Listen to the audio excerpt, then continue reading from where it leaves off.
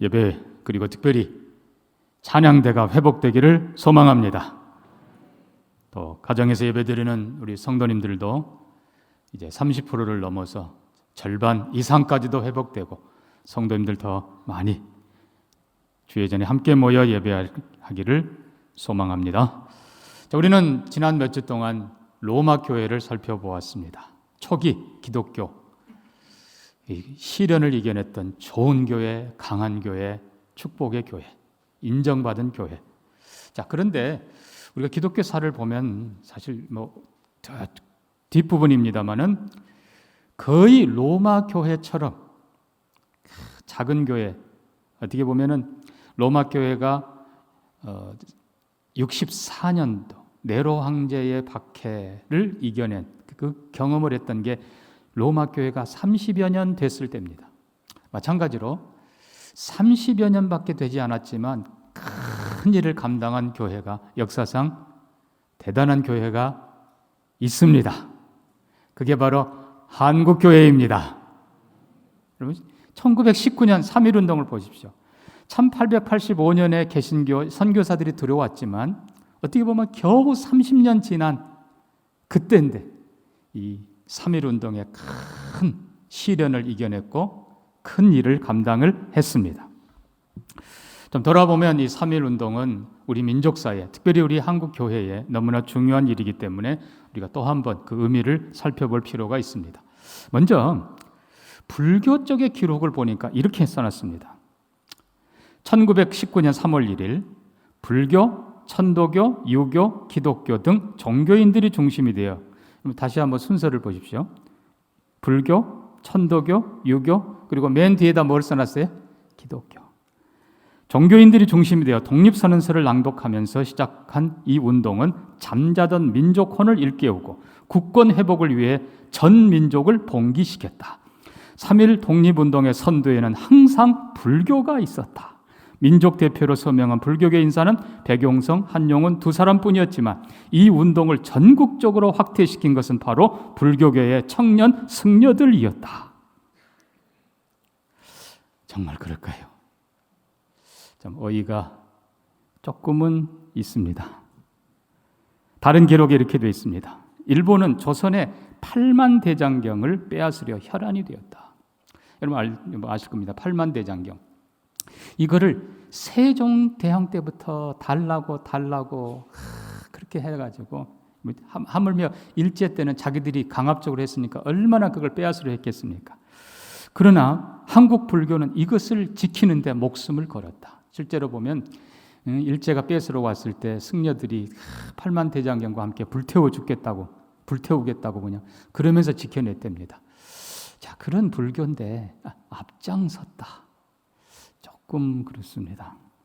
자, 또 하나 우리가 3.1운동 민족 대표 33명을 살펴보니까 그 안에 천주교 대표가 없습니다.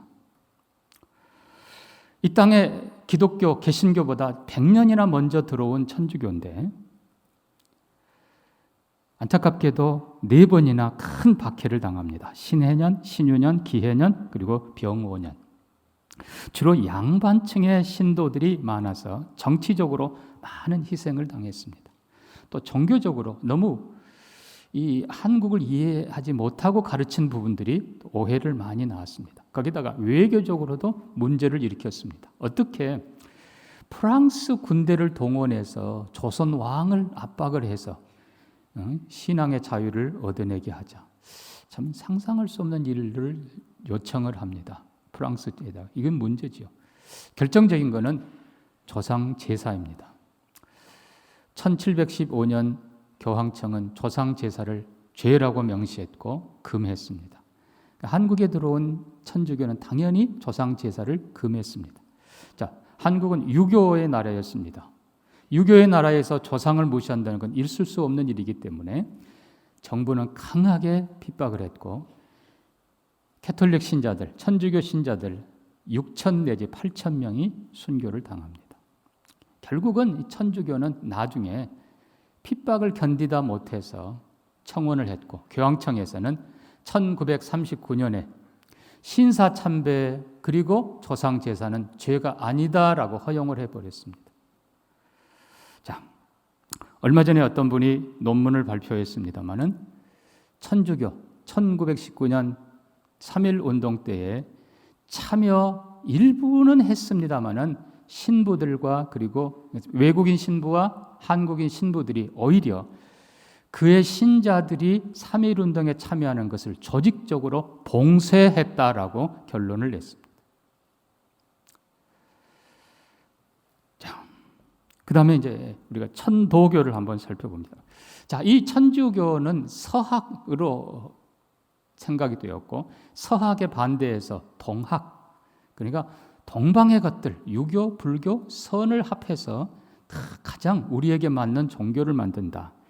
원래는 이게 민중봉기였습니다. 1894년 최재우를 중심으로 해서 강력한 민중봉기가 일어났고 우리가 아는 대로 그것이 동학난입니다.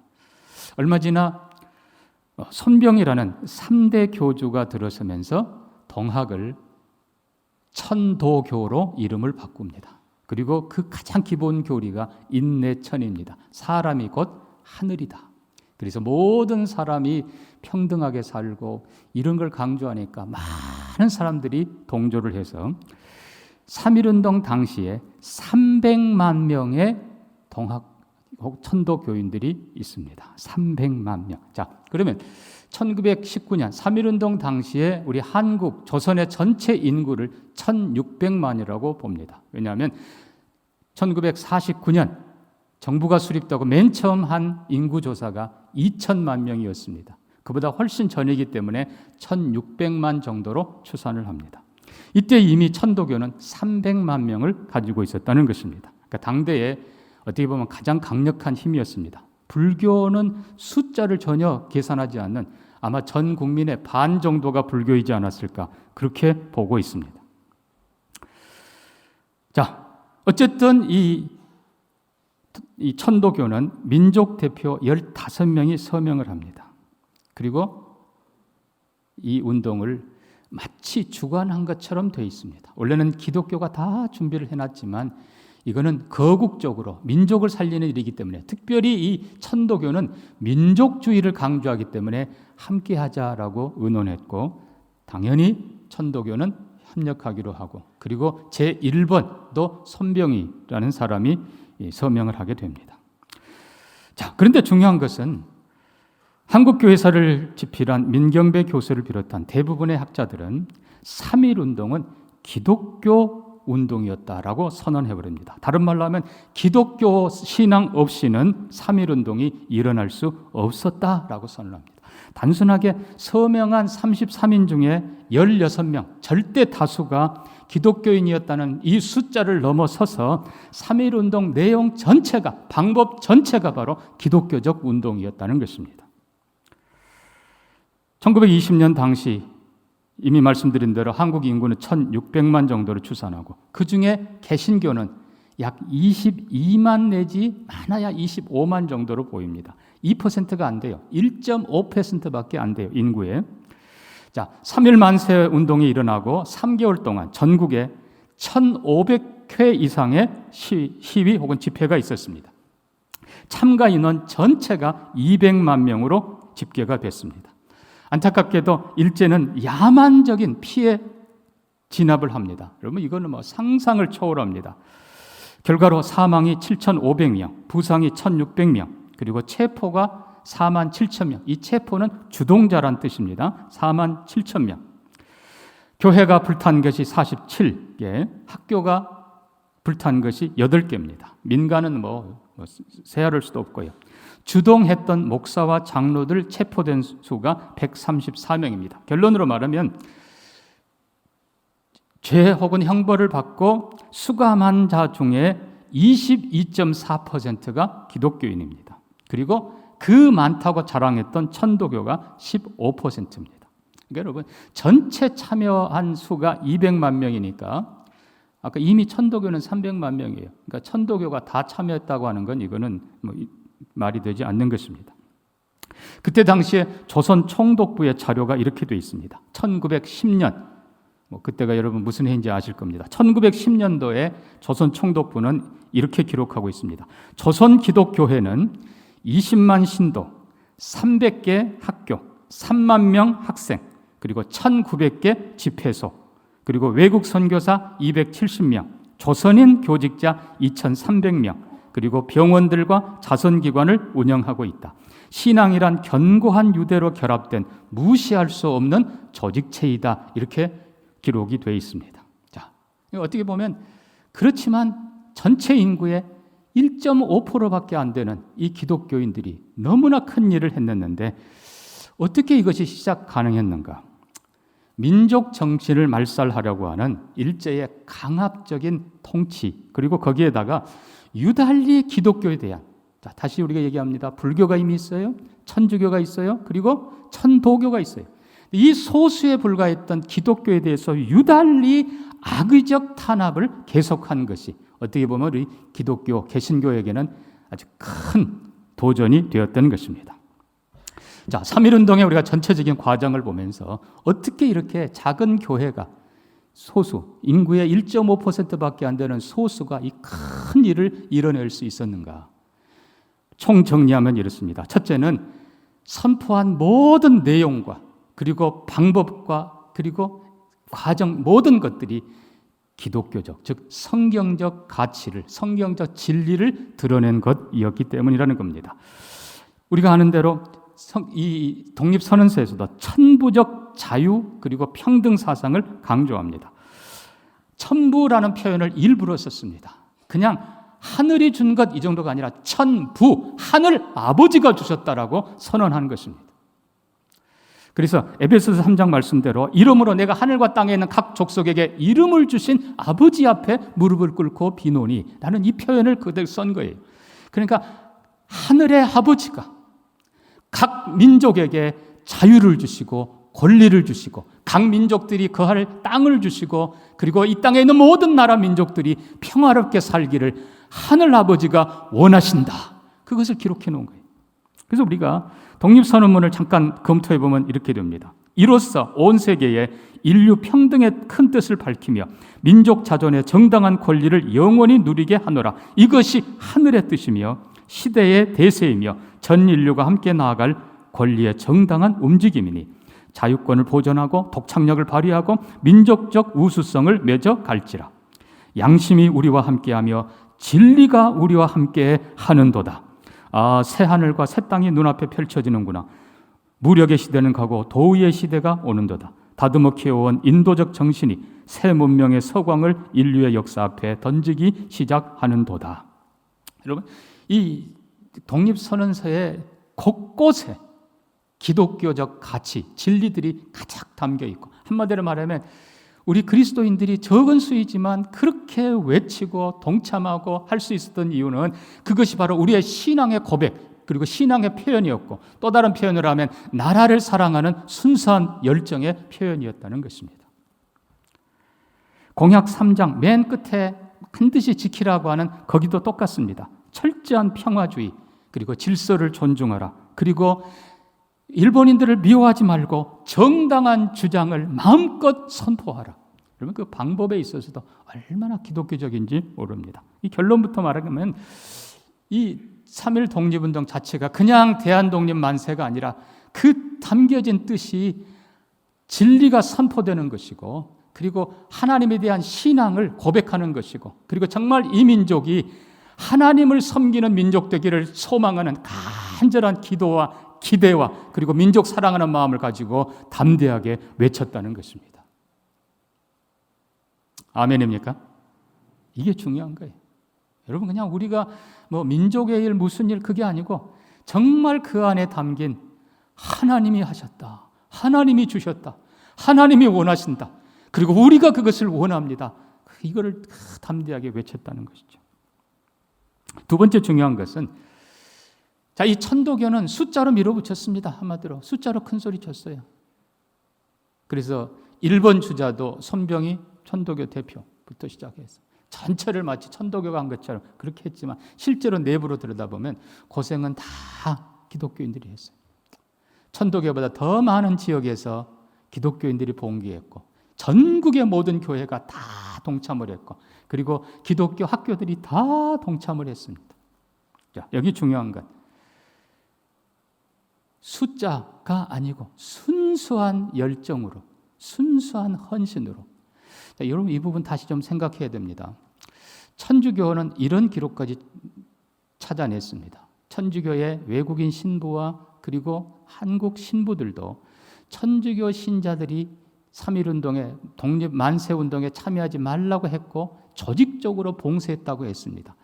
그래서 많은 사람들이 동참을 안 했습니다. 그걸 보고 천주교 신부가 하느님께 감사한다라고 써놓은 기록들이 나옵니다. 여러분 중요한 건 다시 생각해 보십시오.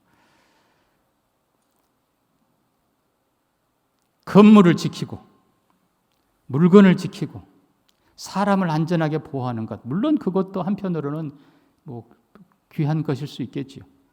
그러나 그보다 더 중요한 건 신앙이 우선이라는 것입니다.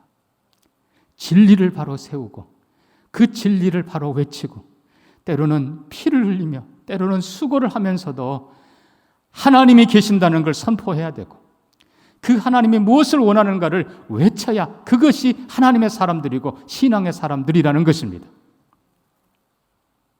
그래서 선교사들이 어떻게 보면 교회를 보호해야 될 선교사들이 정반대로 어떤 선교사는 윌슨 대통령이 선포한 민족 자결주의, 모든 민족은 스스로가 권리가 있다고 하는 그 사상을, 그 선포를 한국의 조선의 지도자들에게 얘기해 주면서 이제는 당신들도 독립해야 됩니다.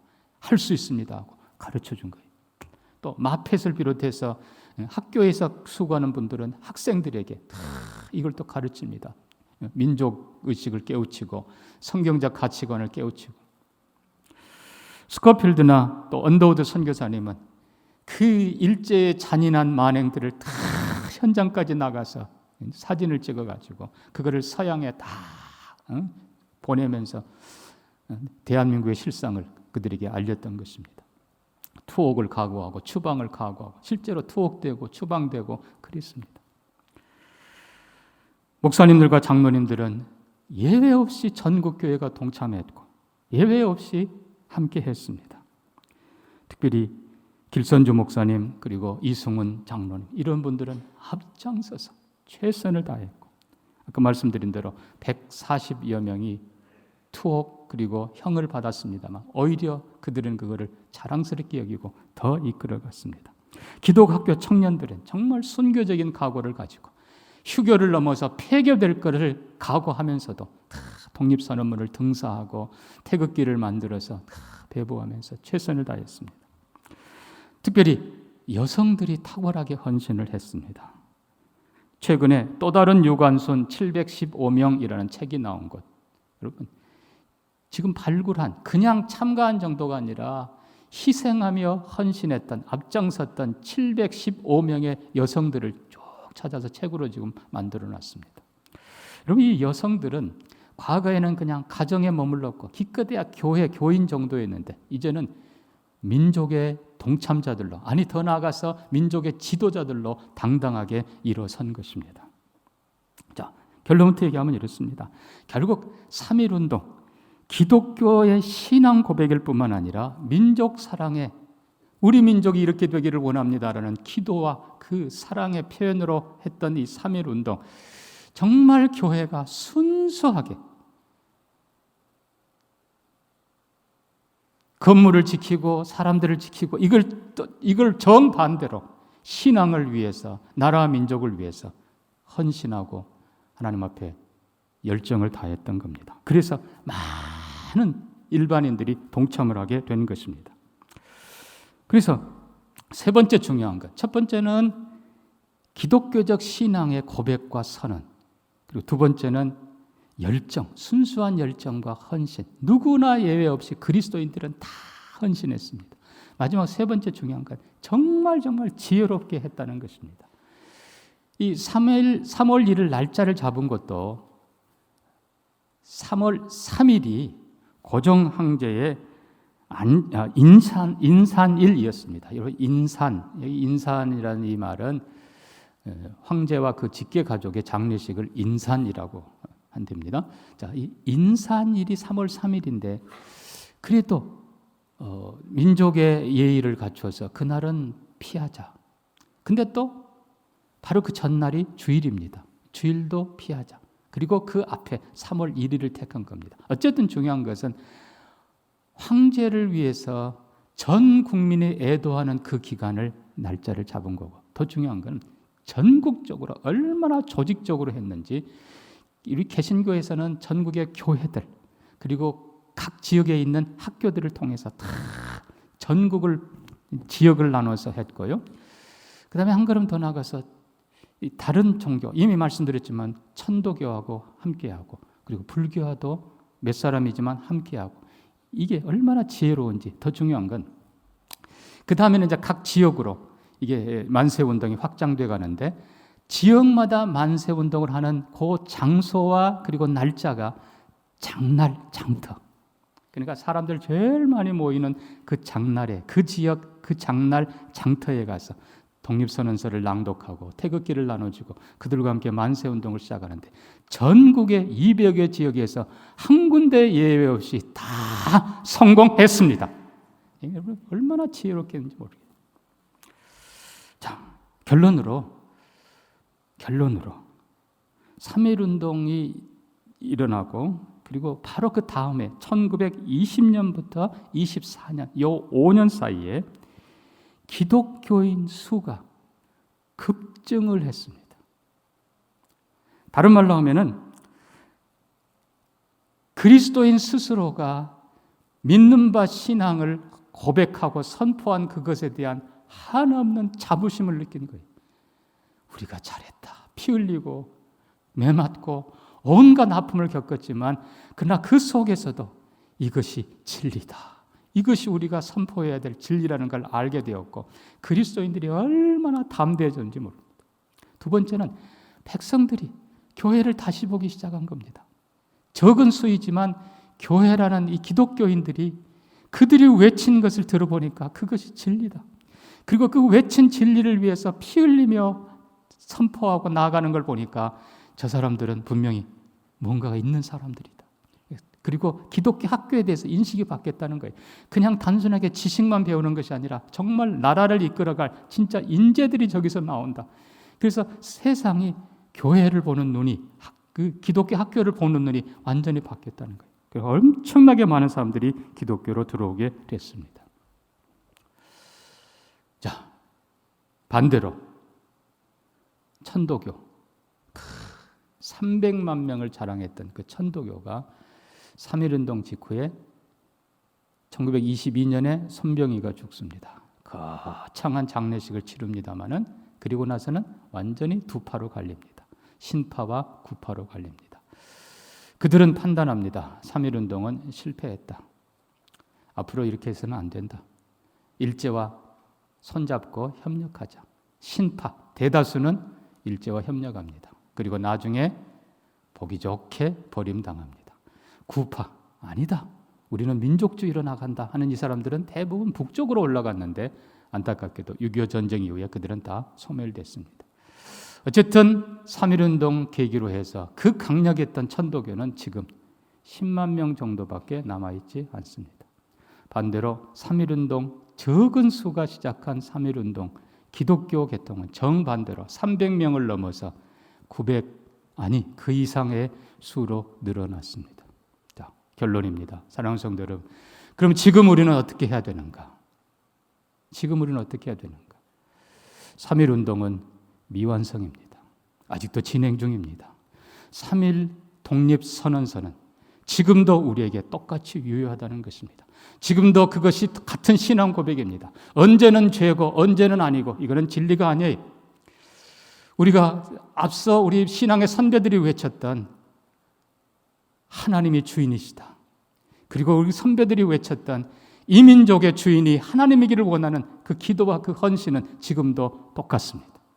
중요한 건 자유와 평화와 그리고 공의와 3.1운동, 이 선언문에서 외쳤던 그 모든 것이 지금 우리의 삶 가운데 그대로 지켜져야 된다는 것입니다.